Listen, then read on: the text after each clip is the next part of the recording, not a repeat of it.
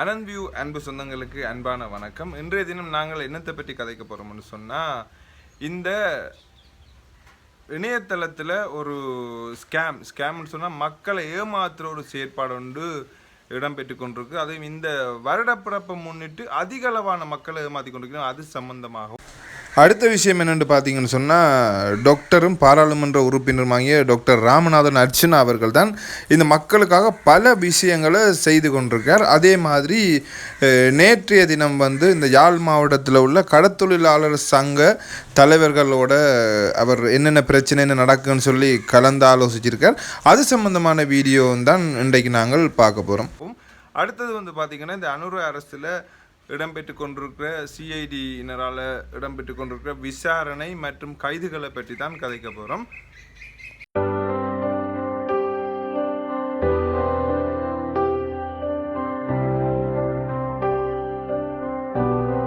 நாங்கள் முதல்ல என்னத்தை பற்றி இன்றைக்கு கதைக்க போகிறோம்னு சொன்னால், இந்த இணையதளத்தில் அதாவது பார்த்தீங்கன்னு சொன்னால் மக்களை எப்படி ஏமாற்றணும், எப்படி மக்கள்கிட்டேருந்து பணங்களை வசூலிக்கணும், பணங்களை கொள்ளையடிக்கணும்னு சொல்லி ஒரு கும்பல் நிறைய ஐடியாக்களை போட்டுக்கொண்டு இந்த உலகத்தில் தெரியுது. அதில் பார்த்தீங்கன்னா ஒரு வகையில் இந்த ஸ்கேமோட சேர்த்து மற்ற இந்த காசு மடித்தல் என்று சொல்கிற ஒரு முறையையும் கொண்டு வந்துருக்காங்க. அது என்ன பிரச்சனை, காசு மடித்தல்னு சொல்லி பார்த்தீங்கன்னு சொன்னால், ஒன்று இப்போ உங்களோட கடையில் நீங்கள் மிக முக்கியமாக இது வர்த்தகர்களும் அதோட பார்த்தீங்கன்னா இந்த கடைகளில் வேலை செய்கின்ற கேஷியர், அதாவது காசாளர்களாக இருக்கிறவர்களும் தான் இந்த வீடியோ கட்டாயம் பார்க்கணும். உங்களுக்கு யாராவது இந்த வீடியோ பார்க்குற நீங்கள் இந்த கடையில் வேலை செய்கிறவர்கள் உங்களுக்கு தெரிஞ்சவர்கள், உங்களுடைய உறவினர்கள் அல்லது உங்களுடைய வீட்டில் உள்ளவர்கள் கடையில் கேஷியராக இருக்கணும் இல்லை கடை சொந்தமாக வச்சிருக்கணும்னு சொன்னால் இந்த வீடியோவை அதிகம் பகிருங்கோ.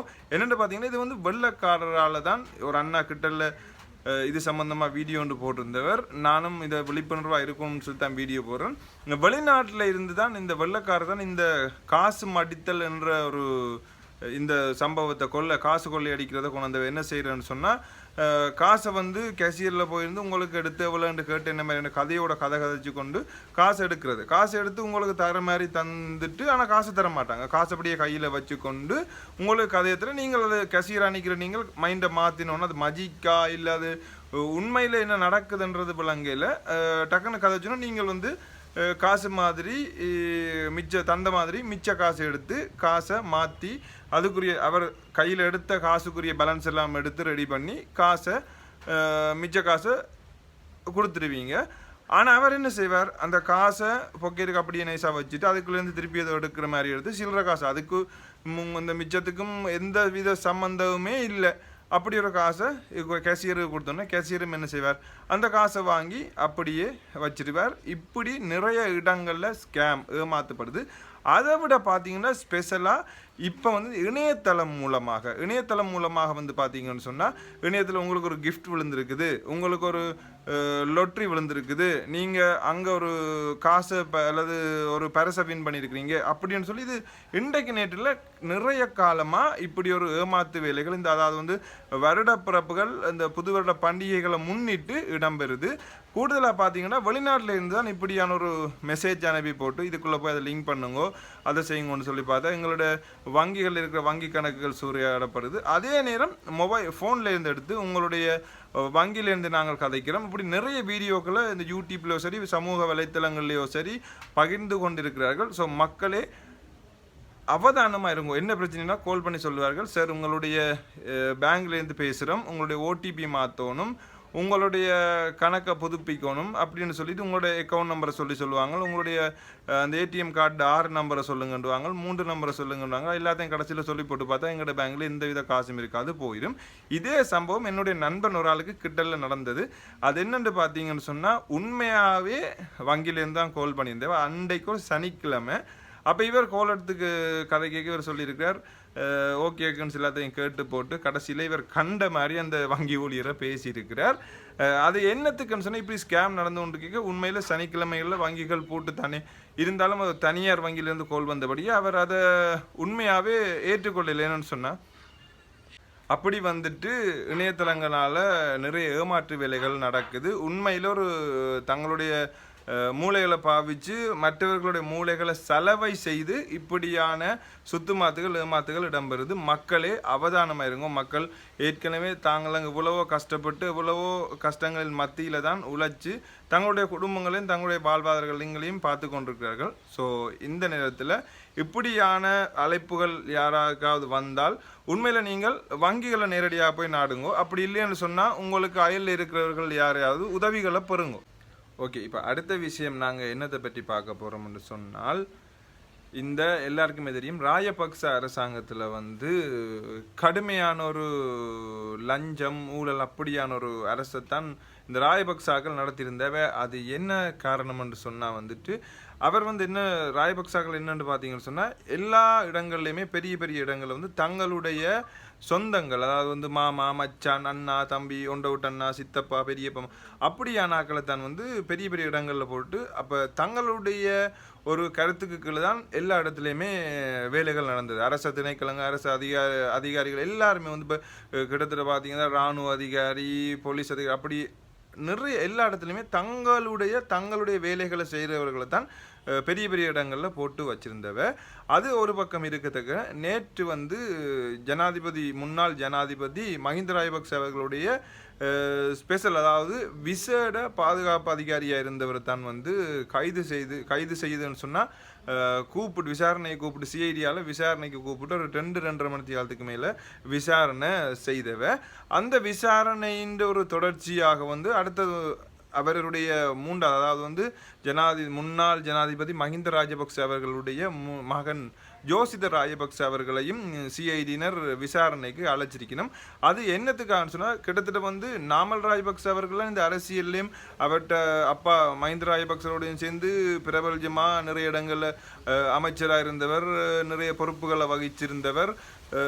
அப்படியான சம்பவங்கள் இந்த நாமல் ராஜபக்சவில் தான் கூடுதலான குற்றங்கள் வந்திருக்கணும். இருந்தாலும் இப்போ இந்த ஜோசித ராஜபக்ச அவர்களுக்கு எதிராக ஒரு விசாரணைக்கு சிஐடி அழைப்பு விடுத்திருக்கு. அது என்னன்னு பார்த்தீங்கன்னா, இந்த கதிர்காமத்தில் இருக்கிற அரச காணி தொடர்பாக தான் இவரை அழைச்சி விட்டுருக்கணும். இவரை அதாவது சிஐடியில் முன்னிலையாகி தங்களுடைய கேள்விகளுக்கு விளக்கம், அதாவது வாக்குமூலம் ஒன்று கொடுக்க சொல்லி இப்போ இவர் பார்த்தீங்கன்னா ஏற்கனவே இந்த சிறைகளில் அனுபவித்து வந்தவர். அது என்னென்னு பார்த்தீங்கன்னா, இவர் ஒரு குறிப்பிட்ட காலத்தில் இந்த கடற்படையில் ஒரு அதிகாரியாகவும் செயற்பட்டவர். அதாவது மஹிந்த அவருடைய அப்பாவினுடைய ஆட்சி காலத்தில் செய்தவர். அவர் அதுக்கு முன்னுக்கு இந்த தாஜ்தீன் சொல்லி உங்களுக்கு எல்லாருக்கும் தெரியும், ரக்பி பிளேயர் 2015ஆம் ஆண்டு அப்படி நான் நினைக்கிறேன், அது வடிவம் எனக்கு தெரியல. அந்த காலத்தில் அந்த வசீம் தாஜ்தீன் சொல்லி இந்த வசீம் தாஜ்தீன் சொல்லி ரஃப்கி பிளேயர் அதாவது ஒரு ஆக்சிடென்ட்டில் தான் இருந்தவர். அது ஒரு கொலை என்று சொல்லி அந்த கொலைக்கு பிரதான சந்தேக நபர் பிரதானமாக செய்தது இந்த ஜோசித ராஜபக்சன்னு சொல்லி தான் சிறைக்கு போயிருந்தவர். ஜனாதிபதி மஹிந்த ராஜபக்ச அவர்களுடைய ஆட்சி முடிவடைந்த பின்பு இன்னும் ஒரு அரசாங்கம் ஆட்சி பொறுப்புக்கு வந்த பிறகு இவர் உள்ளுக்கு போயிருந்தவர். அதுக்கு பிறகு திருப்பவும் அவருடைய கோத்தபாய ராஜபக்ச அவருடைய ஆட்சி காலம் வந்த அப்புறம் அந்த பிரச்சனைகள் விடுபட்டு அவர் திருப்பியும் அதுக்கு முன்னுமே வெளியில் வந்துட்டார். திருப்பியும் அந்த பிரச்சனைகள் விடுபட்டு இருந்தது. அவர்களுடைய ஆட்சி காலங்களில் அவர்களுக்கு ஒரு நல்ல ஒரு காலம், வசந்த பொற்காலமாக தான் இருந்தது. ஆட்சிகள் மாறுற நேரத்தில் அவர்களுடைய பழைய லஞ்சங்கள் ஊழல்கள் பிரச்சனைகளை கிண்டி திருப்பவும் அவர்களுக்கு எதிராக வழக்குகளும் விசாரணைகளும் இடம்பெற்று கொண்டு வருது. அதே மாதிரி இப்போ தற்போது அனுரகுமார திசாநாயக்க அவர்களுடைய ஆட்சியில் அவர்களுக்கு எதிரான லஞ்ச ஊழல், அதாவது அவர்கள் தங்களுடைய ஆட்சி காலத்திலேயே செய்த பெருமளவான மோசடிகள் வெளியில் வந்து கொண்டிருக்குது. நிறைய பிரச்சனைகள் இப்போ தற்போது இந்த ஜோசித ராஜபக்ச அவர்கள் தான் மீண்டும் இந்த சிஐடியினரால் அழைக்கப்பட்டிருக்கிறார். அவருக்கு எதிராக என்ன வழக்கு என்று சொல்லி பார்த்தீங்கன்னு சொன்னால், வழக்கண்டில் அவருக்கு என்ன குற்றச்சாட்டுக்காக இவர் அழைக்கப்பட்டிருக்காருன்னு சொன்னால், இந்த கதிர்காமத்தில் இருக்கிற ஒரு அரச காணி சம்பந்தமாக தான், அந்த அரச காணியை தங்களுடைய சொத்துக்களாக்கி இருக்கணுமோ இனித்தான் அந்த விசாரணைகளிலிருந்து வெளியில் வரப்போகுது. அப்படி வரும்போது நாங்கள் என்ன பிரச்சனை என்ன நடந்ததுன்னு சொல்லி நாங்கள் உங்களுக்கு கட்டாயம் தருவோம். இவர்களுடைய மஹிந்த ராஜபக்சவுடைய ஆட்சி காலத்தை பற்றி நாங்கள் கதைக்க போனால் ஒரு வீடியோவில் கிட்டத்தட்ட வருஷம் ஃபுல்லாக வீடியோ போட்டுக்கொண்டே இருக்கணும். அப்படியான காலங்கள்லாம் அவர்களுடைய அரசாங்கங்கள் ஆட்சி காலங்களாக இருந்தது. ஸோ இப்போ உள்ள விஷயம் இதுதான்.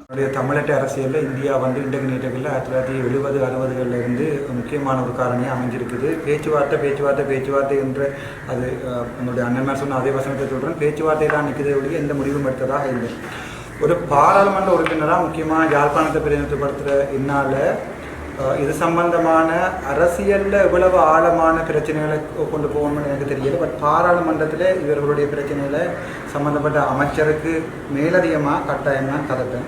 அது சம்பந்தமான சட்டங்களை இயற்றக்கூடிய இப்போ ஒரு பெரும்பான்மை வந்து என்னுடைய என்பிபி அரசாங்கத்துக்கு இருக்குது. அதை நீங்கள் ஏற்றுக்கொள்ளணும். 159 அங்கத்தவர்கள் இருக்கபடியாக நாளைக்கு ஒரு பெரிய ஒரு சட்டத்தையே இயக்கி, அதாவது வந்து என்னுடைய கடல் எல்லைகளை பாதுகாப்பது சம்பந்தமான பூரணமான சட்டத்தை என்பிபி அரசாங்கத்தால் மேற்கொள்ள முடியும். அதற்குரிய அவர்களுடைய மக்களுடைய ஆணை இருக்குது. ஆனால் இதில் வந்து எங்களுடைய கேந்திர முக்கியத்துவமான பிளேஸ்மெண்ட்டில் எங்களோட ஸ்ரீலங்கா இலங்கை இருக்கிறபடியால் இந்த விடயம் எவ்வளவு தூரம் அரசியலுக்கு அப்பால் மக்களுடைய நலன் சார்ந்து போகும்ன்றது கேள்விக்குறி. ஆனால் அது அவர்களுக்கு அரசியலாக இருக்கலாம். ஆனால் எங்களுடைய யாழ்ப்பாண மீனவர்களை பொறுத்த வரைக்கும் இது ஒரு வாழ்வாதார பிரச்சனை.